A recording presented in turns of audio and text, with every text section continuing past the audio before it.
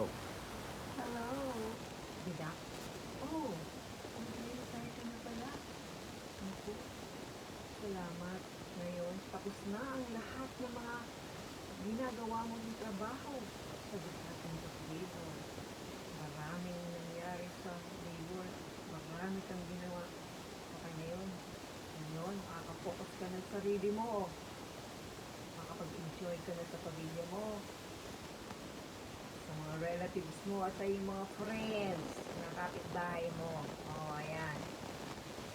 At, syempre, dahil ngayon, senior ka na, marami kang pwedeng gawin na mga benefits para sa iyong mga gagawin ngayon. Plano mo lahat ito, ha? Taka na. One. Taka na. Sa City Hall, humingi ka na ng senior ID. Yung senior ID pang bibigyan mo ay kailangan ipakopya mo din at least na yung katagpog piraso para pag may nawala, hindi ka nang balik ng balik at hihingi na naman ang senior citizens na yan. At syempre, para ikaw makabili na may discount sa mga grocery, ayun na, yung booklet kailangan mo. Yun ang nililita nila. Pag wala yung booklet, naku, nahihirapan pa yung list na pumapayag. So, yung ID mo, maraming benefits yan.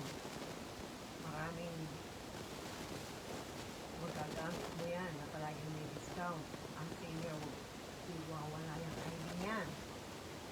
Siyempre, another ID na dapat mo alam ay yung sa GSIS mo na pensyon.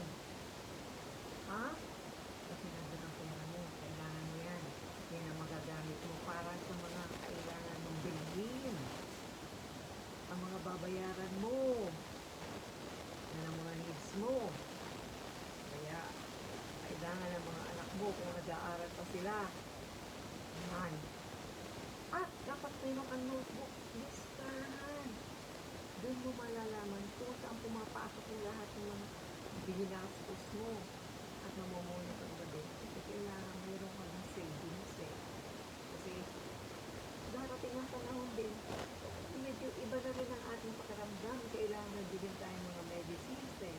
Pupunta din sa hospital. Kaya dapat take note of lahat ng IDs na yan kailangan mo. Ang PhilHealth ID mo, huwag mo ilalim na yan. Dapat kasama yan. Mayroon kong lalagyan. Ha? Yan. May mga dapat mong kunin, ha? Sa City Hall, huwag mong kalilimutan yung ID mo. Yan. Ibang mga benefits sa PhilHealth. Ayan. Takay mo yan. Ayan ako. Lahat nalalaman mo. Saka, ano gagawin mo sa bahay? Siyempre, focus ko na lang yan. Hindi, pag-aayos yung mga bahay mo.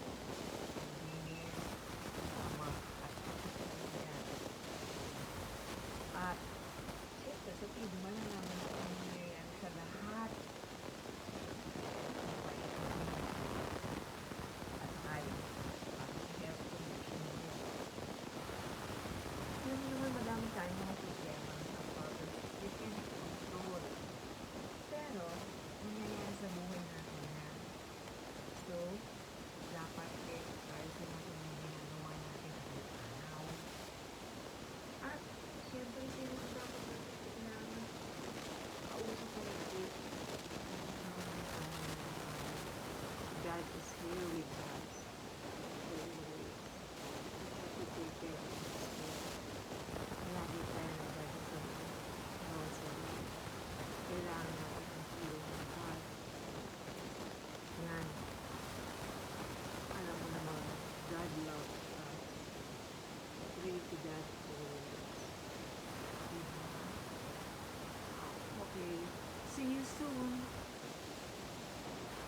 Ang gusto kong magkita-kita tayo, mga nag-retire sa Department of Labor, mga nag-PhD. Okay.